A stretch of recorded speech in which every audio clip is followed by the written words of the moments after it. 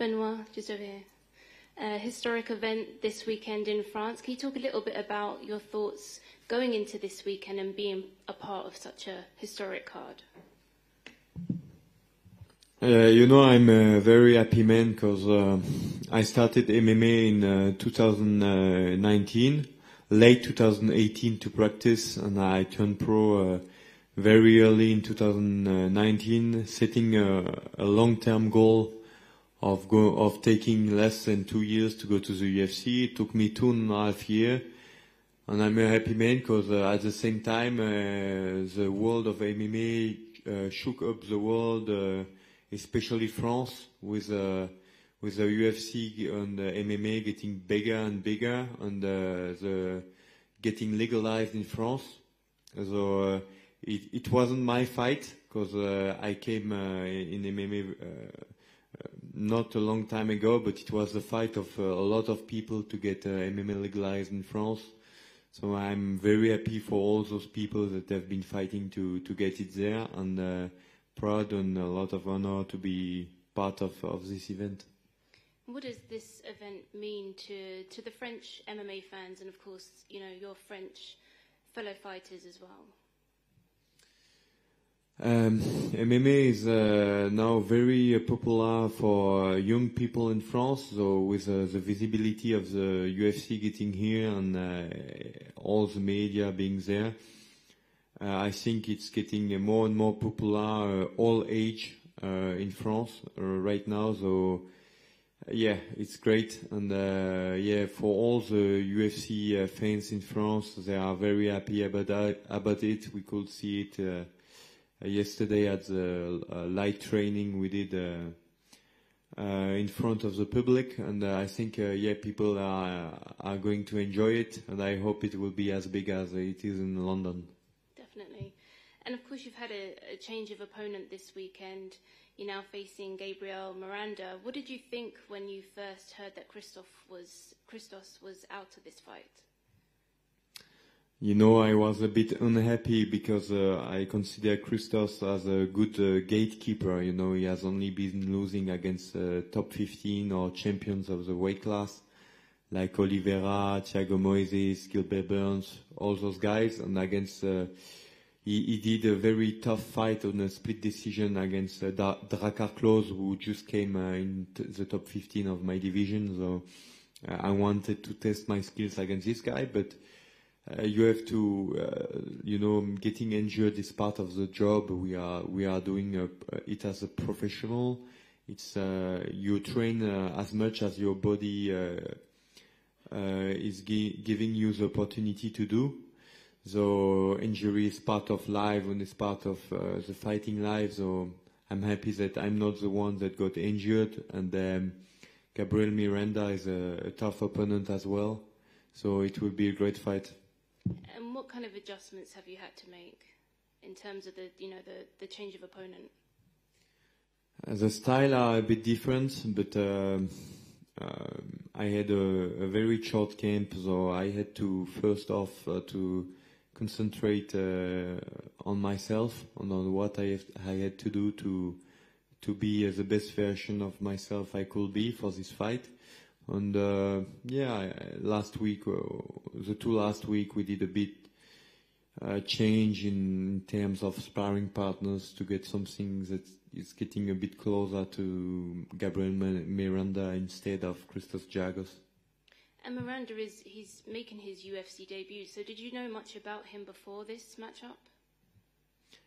We were both part of Brave Combat Federation, with a good organization that the UFC is keeping an eye on, because a lot of fighters from the Brave, like Khamzat, are coming inside the UFC and are doing well. So I knew him, but I didn't watch him too much till I knew I had to fight him. I just know it's going to be the third time I'm fighting a guy that is training out of the CM system, out of Brazil. So it's great. We have a kind of a club fight inside the UFC with this Brazilian fighting team. And you both have most of your wins coming via submission. So how do you see this fight playing out? I think it's gonna be a fight with a lot of engagement because of course we have both similarities in some stuff, but I'm going to do my job and to try everything I can to extend my winning streak and to get closer to a call out with the top 15 because UFC gave me a top 15 right away in the welterweight division. So there was a 8 kilogram difference with me and Elise. Now it won't happen again. I'm in my weight class, so I'm gonna do what I can to climb up the ranking and just to keep myself and to become something great in the lightweight division. And in terms of obviously you both having submission wins, do you see this perhaps maybe taking place more on the feet? I'm a complete MMA fighter, so it will take place where I want it to take place, because this is the way I fight. I'm the pressure fighter, so we'll see what he can do against that. Maybe we'll weather the storm, maybe not, so we'll see. And what do you think you can expect to see from him on Saturday? A guy that is making his UFC debut, that is gonna to take my place, and I'm the one fighting on my own soul, and I'm gonna be the one putting the pressure. Thank you.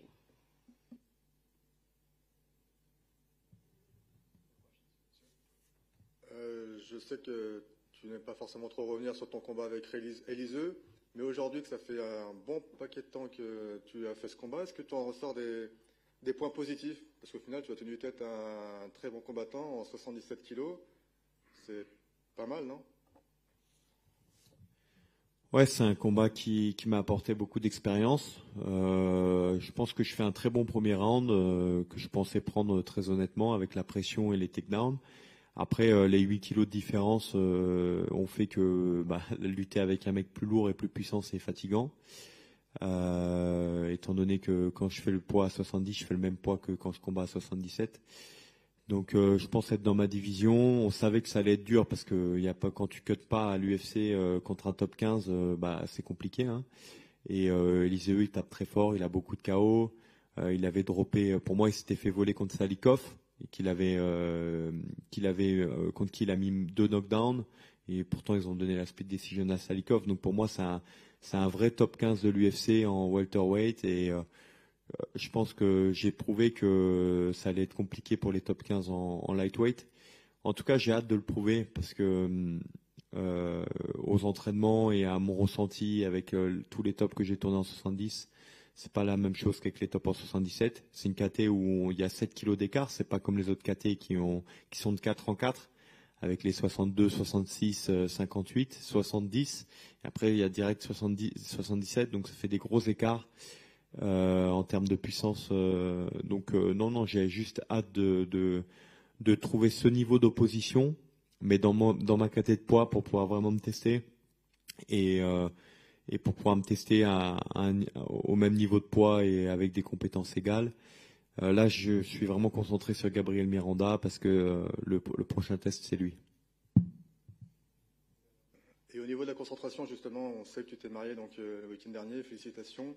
Est-ce que tu veux quand même réussir à rester concentré sur ce prochain combat?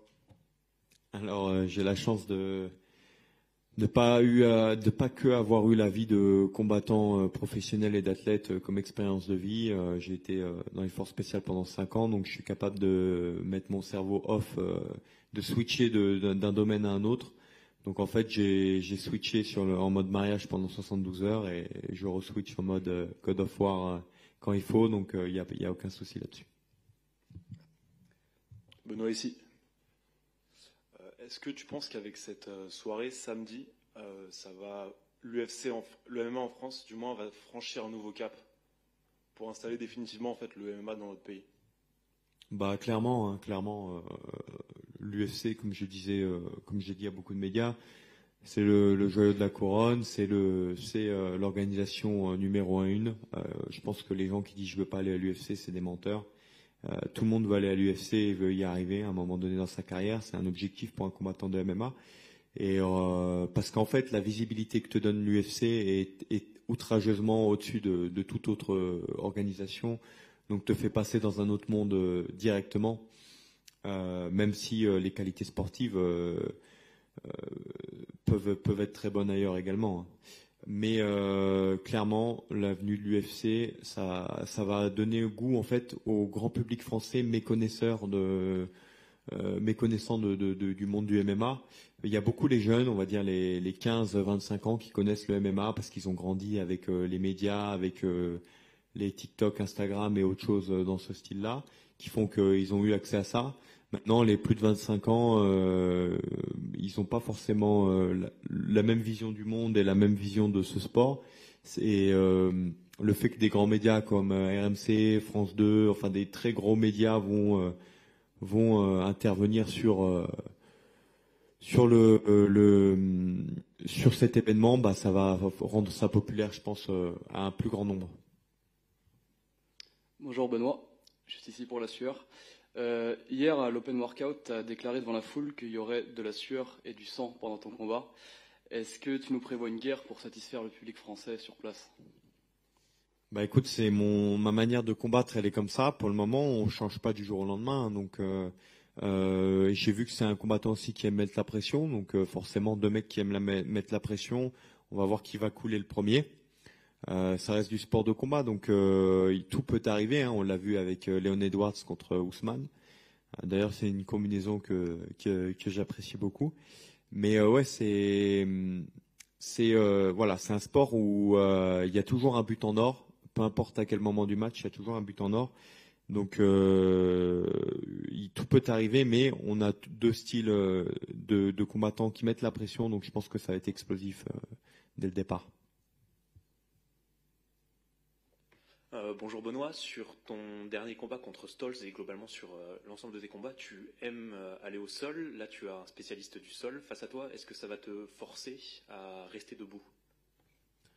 Bah, comme j'ai dit, je suis un combattant plutôt complet. Après, effectivement, le dernier profil que j'ai affronté, c'était un pur striker où on avait identifié des faiblesses dans le domaine de la lutte et du sol. Il avait un bon sol, mais il n'avait pas une bonne lutte, on va dire. Donc j'ai exploité ça, ça a fonctionné, donc il n'y avait pas à changer de stratégie. Donc là, il y a la stratégie, c'est de faire mon jeu en fait, c'est-à-dire de mettre la pression. Moi, j'aime tester les mecs dans tous les domaines, comme j'avais pu le faire contre Élisée, voir où c'est que je peux le noyer et essayer de le noyer dans ce domaine-là. Hein.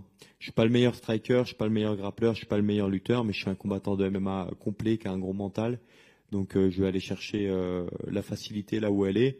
Et je suis capable de me faire mal pour aller la chercher. Bonjour Benoît, David RFI. Je vais vous poser la même question que j'ai posée à Nassourdine. Il n'y a peut-être jamais eu autant de combattants français à l'UFC. Comment est-ce que vous voyez ça? Est-ce qu'il y a plus de talent qu'avant ou est-ce que c'est qu'avant les combattants français n'avaient peut-être pas les mêmes opportunités d'aller à l'UFC? Alors en partie c'était plus dur je pense avant la période avant que ça prenne de l'engouement.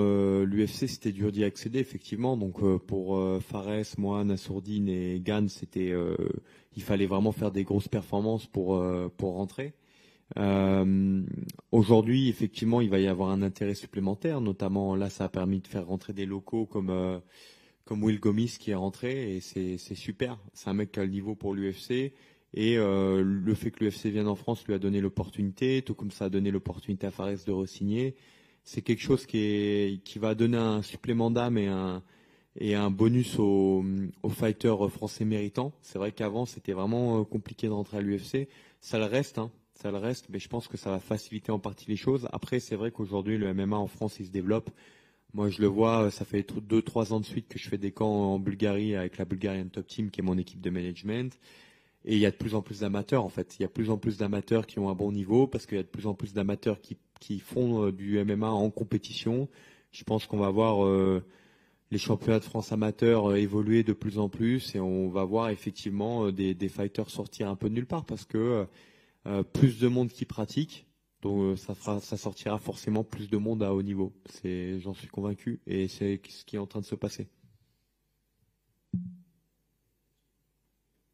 Merci à tous.